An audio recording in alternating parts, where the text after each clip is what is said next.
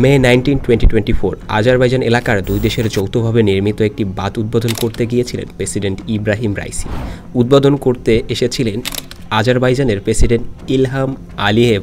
উদ্বোধন শেষে 3টি হেলিকপ্টারের বহর নিয়ে ইরানের পূর্ব আজারবাইজান প্রদেশের রাজধানী তারবিজে ফিরছিলেন রাইসি, পররাষ্ট্রমন্ত্রী হুসাইন আমির আবদুল্লাহিয়ান সহ অন্য কর্মকর্তারা। আজারবাইজানের জোলফা এলাকার কাছে দুর্গম পাহাড়ে প্রেসিডেন্ট ও পররাষ্ট্রমন্ত্রীকে বহনকারী বেল 212 মডেলের হেলিকপ্টারটি বিধ্বস্ত হয়।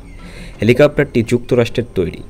পরে দেশটির রাষ্ট্রীয় সংবাদ সংস্থা ইরনার খবরে প্রেসিডেন্ট রাইসি ও পররাষ্ট্রমন্ত্রী আবদুল্লাহিয়ান সহ বাকিদের মৃত্যুর খবর নিশ্চিত করা হয়।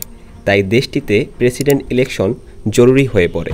কেননা ইরানের সংবিধানে বলা আছে, প্রেসিডেন্ট মারা গেলে বা কোনো কারণে দায়িত্ব পালনে সক্ষম না হলে রাষ্ট্র পরিচালনার দায়িত্ব নেবেন ভাইস প্রেসিডেন্ট। পরবর্তী 50 দিনের মধ্যে নতুন নির্বাচনের আয়োজন করতে হবে এবং প্রেসিডেন্ট বেছে নিতে হবে।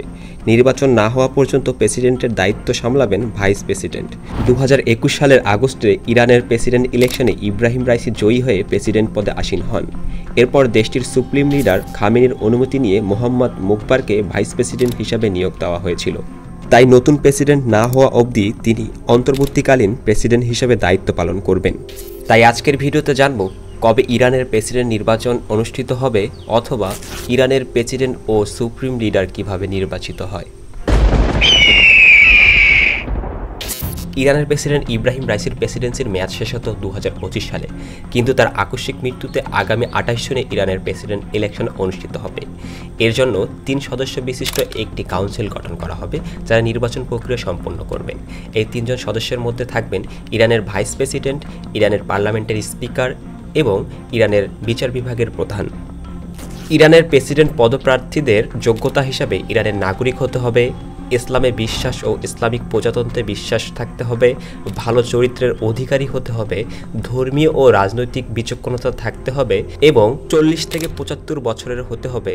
যদিও এটি ইরানের গার্ডিয়ান কাউন্সিল নির্ধারিত করে দিয়েছে, তবে ইরানের সংবিধানে বয়সের কথা নির্দিষ্টভাবে বলা হয়নি এবং সর্বশেষ গার্ডিয়ান কাউন্সিল থেকে অনুমোদিত হতে হবে। এবার আসি গার্ডিয়ান কাউন্সিল কি এবং গার্ডিয়ান কাউন্সিলের 12 জন সদস্যকে কে বা কারা নিয়োগ করে থাকেন।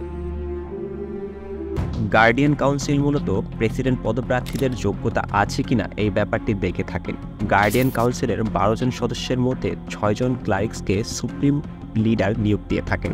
বাকি 6 জন লয়ারকে পার্লামেন্টে ভোটের মাধ্যমে নিয়োগ দেওয়া হয়। এবার আসি ভোটিং সিস্টেম। প্রেসিডেন্ট পদপ্রার্থীদের মধ্যে প্রথম রাউন্ডে যদি কোনো প্রার্থী এক্সট্রিম মেজরিটি না পান, তাহলে প্রার্থীদের মধ্যে যে দুজন বেশি ভোট পাবেন তাদের মধ্যে আবার দ্বিতীয় রাউন্ডে ভোট হবে, অর্থাৎ রান অফ সিস্টেমে ভোট হবে। তারপর যে জয়ী হবে সে দেশটির প্রেসিডেন্ট নির্বাচিত হবে। এখন আসি ইরানের সুপ্রিম লিডার কিভাবে নির্বাচিত হয়। ইরানের প্রথম সুপ্রিম লিডার ছিলেন আয়াতুল্লাহ রুহুল্লাহ মৌসাবি খামেনি। তিনি 1979 থেকে 1989 অর্থাৎ তার মৃত্যুর আগ অবধি দেশটির সর্বোচ্চ নেতা ছিলেন। বর্তমানে ইরানের দ্বিতীয় সুপ্রিম লিডার হিসেবে আছেন আলী খামেনি। আলী খামেনি 1989 সাল থেকে বর্তমান পর্যন্ত দেশটির সুপ্রিম লিডারের পদটিতে আছেন। ইরানের সুপ্রিম লিডার অ্যাসেম্বলি অফ এক্সপার্টের মাধ্যমে নির্বাচিত হয়ে থাকেন। অ্যাসেম্বলি অফ এক্সপার্টে 88 জন সদস্য থাকেন। এই ছিল আজকের ভিডিওটি ভালো লাগলে লাইক, কমেন্ট এবং শেয়ার করবেন। ধন্যবাদ।